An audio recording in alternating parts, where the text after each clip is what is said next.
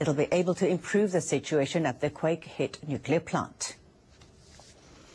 3 reactors at the plant lost cooling capabilities due to a power outage and the failure of emergency power generators after last week's earthquake and tsunami. The company laid a new power line to the plant on Thursday, but has yet to connect it to the number 2 reactor building. The firm says the reactor seems to have suffered less damage to its electrical equipment than the other reactors at the plant. However, the company says connecting the cables could be hampered by the threat of radiation to the workers who will have to approach the reactor. And we now have an in-depth analysis of the latest at the Fukushima Daiichi plant from NHK World's Yoshiyuki Yamasaki. Joining us in our studio is our reporter Yoshiyuki Yamasaki. And around 7 a.m., we got some images of the Fukushima Daiichi nuclear power plant. This is images from just after 7 a.m. What looks like water vapor is rising from the number 3 reactor. That is the number 3 reactor right of the steel tower. The number 3 reactor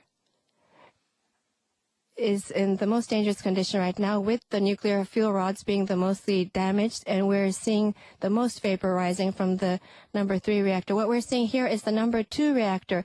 There is something rising from there, and we know that the side of the building closer to the sea of the number 2 reactor has been damaged. So we think that the vapor is rising from the side of the building near the ocean.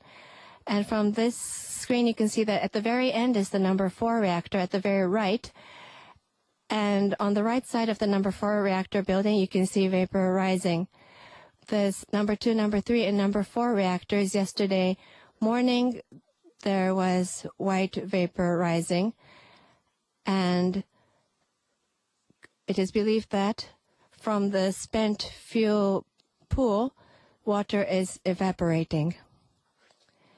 And much attention is focused on the spent nuclear fuel storage pools. And in the number 3 reactors and number 4 reactors, where this has become a problem, what is the current situation?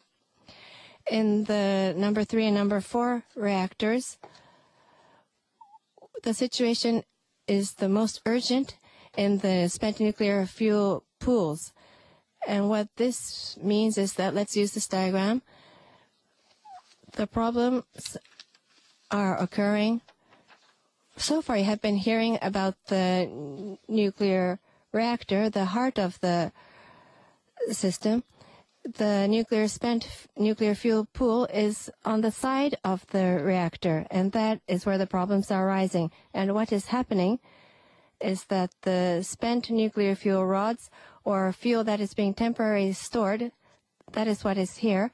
Normally, the pool is filled with water to a height about 10 meters. But with the earthquake and the tsunami, the water level has been falling.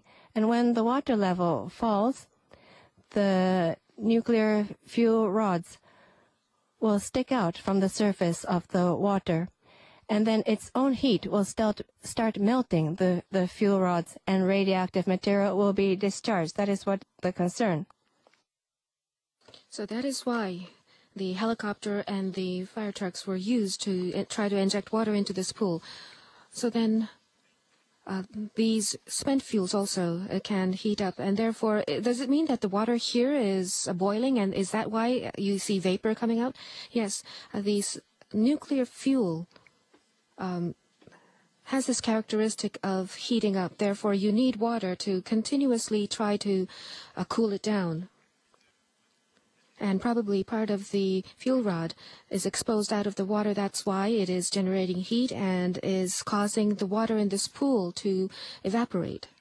Now, once again, this is footage taken at around 7 a.m. this morning. Do you think that this situation is continuing? Yes.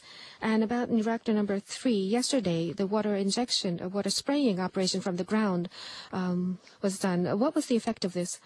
Well, the water cannon was used altogether 6 times to inject water. And TEPCO says that right after this operation, they were able to view more steam coming out. So what does this mean? It means that the water from the water cannon has reached the storage pool. The heated fuel rods and also the surrounding area caught the water, and that was why we saw the steam coming out. And beforehand, we were concerned about whether or not the water cannon can reach this pool, but it does seem that we were able to confirm that the water from the water cannon did reach this pool. Now, there are many people who are concerned about radiation exposure, but what exactly is a radiation? Can you start with that explanation? Well, radioactive materials, radiation, actually, as we live, it is all around us, and it's very difficult to understand, so I'd like to try to explain this. Now, radioactive materials from the power plants, the nuclear power plants, it is now thought that this is leaking outside of the building. There are several types of materials and substances, but we can break it down into 4 different radioactive materials. We have the alpha ray, beta ray,